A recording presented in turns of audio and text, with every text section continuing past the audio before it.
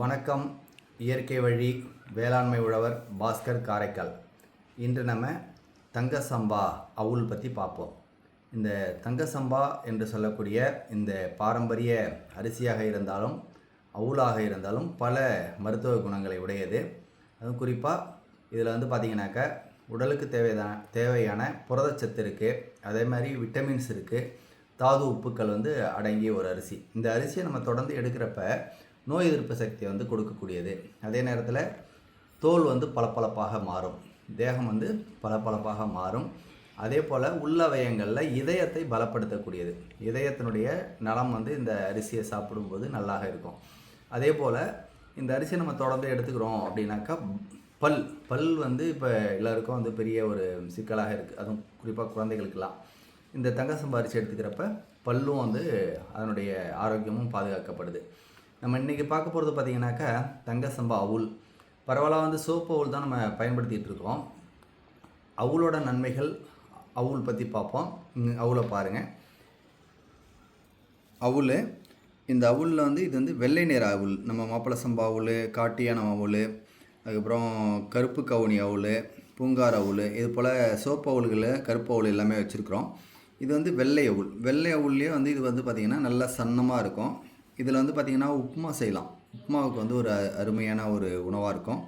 இதில் சும்மா பொட்டுக்கடலை, சர்க்கரை இதை கூட போட்டு நம்ம ஸ்நாக்ஸ் மாதிரி சாப்பிட்லாம். இதில் நம்ம களி செய்யலாம். இதை நல்லா வறுத்துட்டு களி செய்யலாம். இது மாதிரி பல விஷயங்களை இந்த அவுல்லேருந்து பல பதார்த்தங்களை நம்ம செய்ய முடியும், களி பண்ணலாம். இந்த அவுலோட சிறப்பு என்ன அப்படின்னு பார்த்திங்கன்னா, நம்ம முன்னோர்களுடைய ஒரு அரிய கண்டுபிடிப்பு இந்த அவுல். எப்படி அப்படின்னு பார்த்தீங்கன்னாக்கா, நவதானியம்னு சொல்லுவோம். நவதானியத்தில் ஒன்று தான் இந்த நெல். நவதானியத்தில் நம்ம துவரையாக இருக்கட்டும், பாசிப்பருப்பு, உளுந்து, இதெல்லாம் நம்ம முளைக்கட்டி சாப்பிட முடியும். கொள்ளு, எள்ளு, காராமணி பயிறு, இதெல்லாமே நம்ம முளைக்கட்டி சாப்பிட முடியும். ஏன்னா அதனுடைய தோல் நம்ம சாப்பிடக்கூடிய அளவுலேயே இருக்கும். கொண்டக்கடலை எல்லாமே, அதே போல் நிலக்கடலை எல்லாமே நம்ம முளைக்கட்டி சாப்பிட முடியும். ஆனால் இந்த நெல்லை நம்ம முளைக்கட்டி சாப்பிட முடியாது. ஏன் சாப்பிட முடியாதுன்னா அதனுடைய தோல் ரொம்ப சொனையோடு இருக்கும். அதனால் அவுல நம்ம நெல்லை முளைக்கட்டி நம்ம சாப்பிட முடியாது.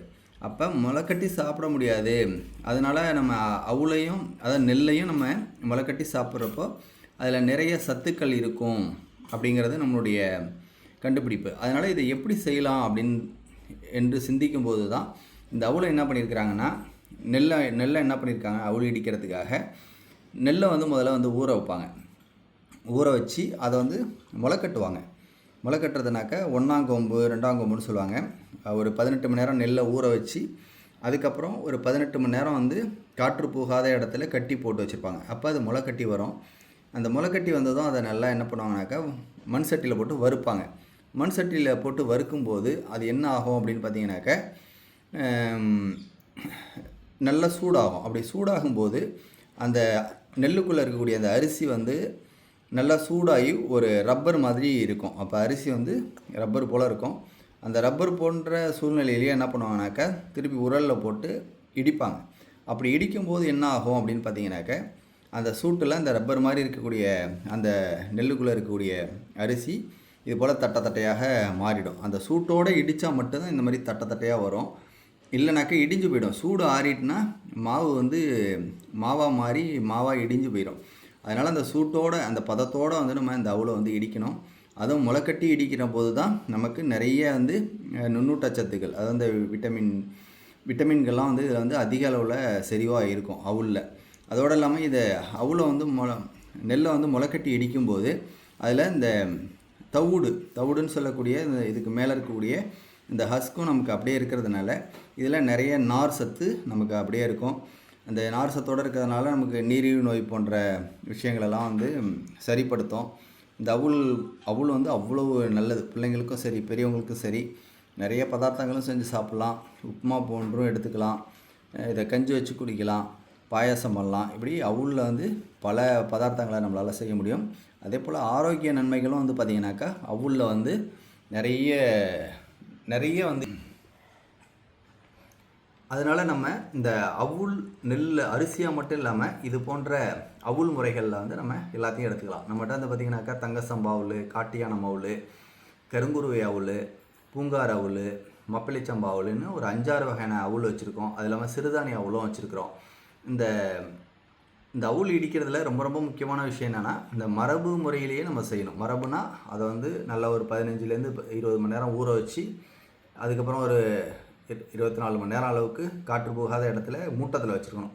அப்படி மூட்டத்தில் வைக்கிறப்ப அது லேசாக முளைக்கன்று இருக்கும், லேசாக பருவங்கன்று இருக்குன்னு சொல்லியிருப்போம். லேசாக முளைச்சிருக்கும், சிறிய அளவில் முளைச்சிருக்கும். அப்படி முளைச்சிருக்கிறப்ப தான் அது என்ன ஆகும்னு பார்த்தீங்கன்னாக்க, இடித்தோம் அப்படின்னா வாசனையாக அவுள் வந்து நல்லா வாசனையாக இருக்கும். அந்த முளைப்பு வந்த தானியத்துக்கு தான் வந்து நிறைய சத்துக்கள் வந்து நிறைஞ்சிருக்கும். இது மாதிரியான பல நன்மைகளை உடையது தான் அந்த அவுள். அதனால் இந்த அவுளை வாங்கி பயன்பெறுமாறு அன்புடன் கேட்டுக்கொள்கிறேன். நன்றி, வணக்கம்.